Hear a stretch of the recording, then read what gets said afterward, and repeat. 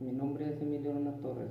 Soy estudiante de la carrera de licenciatura de Derecho del cuarto semestre en la Universidad Interamericana para el Desarrollo en Gómez Palacio, Durango. Y hoy hablaré de las garantías penales de la Constitución y de derechos humanos, que están contemplados en la Constitución mexicana. A partir del artículo 14 hasta el 23 de la Constitución se contemplan los derechos humanos que se relacionan con las garantías judiciales y específicamente en los números 14, 15, 16, 18, 19 y 20. Se prevén los derechos referentes al proceso penal acusatorio y oral, asimismo la seguridad jurídica de los acusados y víctimas. Comenzaré con los derechos humanos que cubren estos artículos.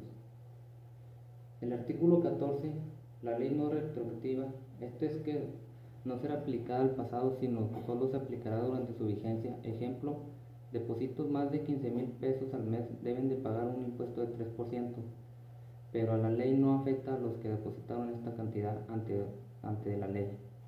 Tenemos derecho a defendernos y ser oídos dentro de un plazo razonable por la autoridad competente.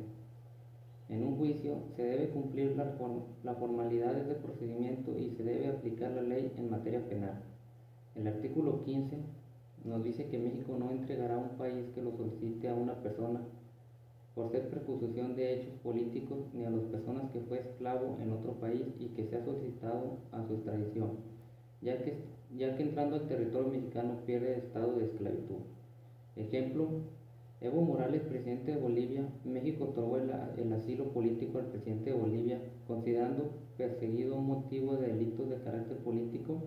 En caso de presentarse una solicitud de extradición de un aislado, la Secretaría de Relaciones Exteriores incluirá la condición del aislado como un elemento defensor del artículo 15 de la Constitución.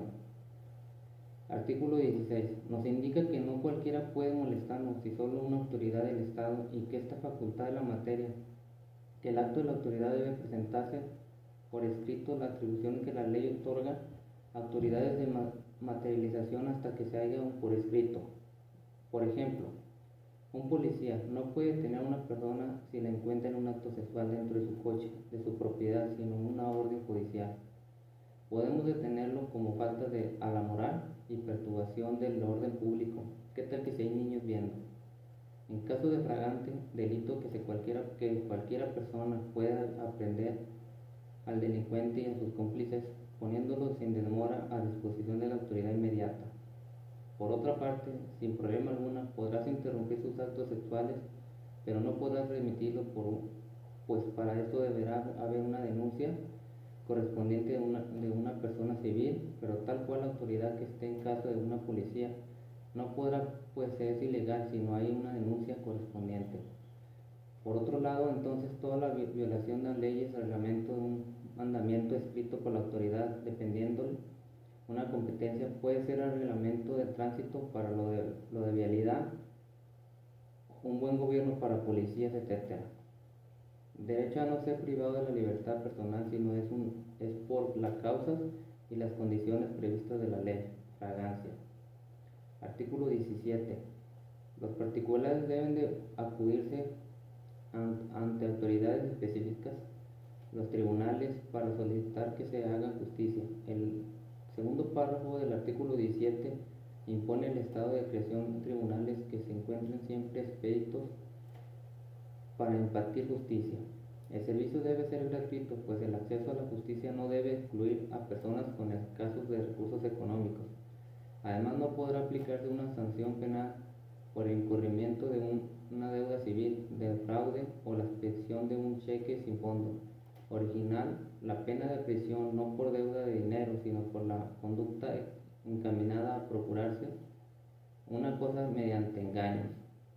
El artículo 18 nos indica que solo por un delito que merezca pena privativa de libertad habrá lugar en prisión preventiva. Las mujeres que se cumplan una sentencia deberán ser separadas de los lugares de los hombres y deben de cumplir su pena en centros penitenciarios cercanos a su domicilio. Con base en los tratados internacionales sobre justicia de sentencia, los sentenciados de nacionalidad mexicana que se encuentren compurgados penas en países extranjeros tienen derecho a ser trasladados a la República para que cumplan sus condenas. En el artículo 20, el proceso penal que prevé nuestra Constitución en el carácter acusatorio y oral. Esto significa que la autoridad judicial no puede ir más allá de lo solicitado por las partes, es decir, de los reclamos que hayan representado las víctimas o su abogado. Es fiscal o defensor del acusado, solo se permitirá que el juez actúe por su cuenta cuando trate de declarar algún hecho impuesto por las partes. Es el artículo 20 con la Constitución política. Se establecerán los principios que se rigen el proceso penal, los cuales son los siguientes publicidad, que sean públicos, contradicción, oponerse a las peticiones y alegatos de contrario, concentración, que las audiencias deben desarrollarse en un mismo día, continuidad, deben llevarse a cabo de forma continua, sucesiva y secuencia, en mediación, debe desarrollarse en presencia del juez y de las partes. Derechos del impuesto: se te acusan de haber cometido un delito, debes saber cuántos son los siguientes derechos.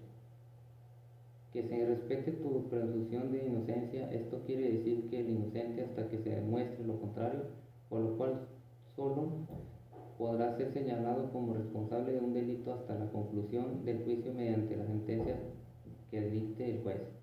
Al momento de su detención, la autoridad debe informarse los derechos que asisten, los hechos que se detienen y las personas que se acusan.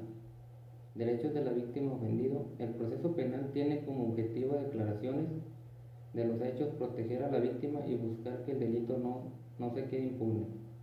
El juicio del proceso penal se buscará que los daños sufridos por la víctima del delito sean respetados. Gracias por su atención.